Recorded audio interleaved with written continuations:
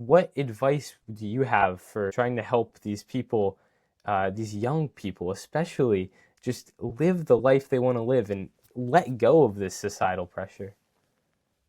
Well, I would tell you and your peer group that you've got a road ahead of you, and I'll use a couple examples. Like my son, who's 26, graduated, went to college, got a business degree with a minor in advertising, and started to do marketing type jobs, software sales, things like that. And he was finding that it just wasn't bringing him the joy that he was hoping for, and that he has this huge passion for music. So he kind of went to his mom and I and said, I'm not going to quit my job, but I'm really going to try to work on this, on incubating this passion of mine. And so he's in the process right now of going back and getting another bachelor's degree in music production. And I think the way he's doing this is in a smart way, because he realizes that the path that he originally went off on isn't the right one. There's another one he wants to go on, but everything that he's learned from the first one, including having that business degree, is going to help him in the second one. Because anyone who's an artist, I don't care if you're a musical artist, an author, a painter, an illustrator, you're really running a small business. So the more you know about business, marketing, those types of things, how to run a, how to even run a budget, how to pay bills, those things are all important to running a small business.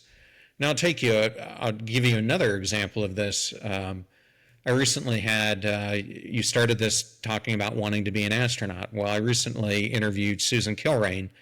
Susan was the first female F-14 pilot. She was flying the F-14 because when she came in, women weren't allowed to be fighter pilots. They opened up the fighter pilot billet, and she got into one. And then she applied to be an astronaut, and she was one of the first female space shuttle pilots. But then her husband is a SEAL, and she wanted to have kids. They wanted to start a family. So she decided that she would have kids and walk away from NASA, not knowing that it would be a permanent thing.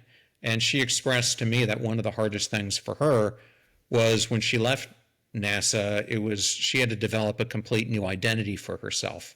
And today she's a children's book author. She does keynotes. She's a partner in a in a venture capital firm. But my point is that there are opportunities to experiment and not go into this journey thinking, I have to study chemical engineering because that is the only route I'm going to make, because I've looked at all the salaries and chemical engineers are going to make the most.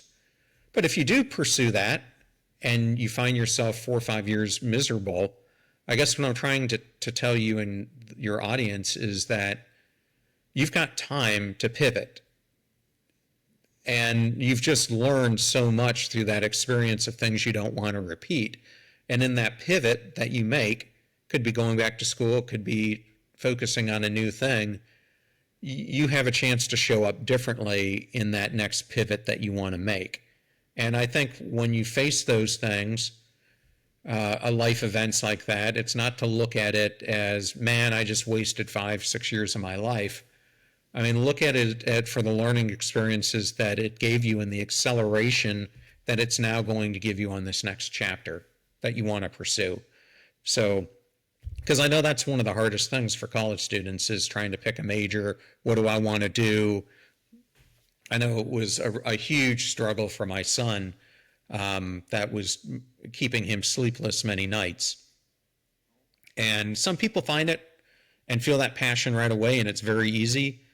Others, you've got to work to find it, like I did. I mean, I look back now, and when I was your age, I was one of the editors of our school newspaper. It was funny. A friend of mine sent me an article from the paper from back when, and I looked at it, never realizing I was the one who wrote the article.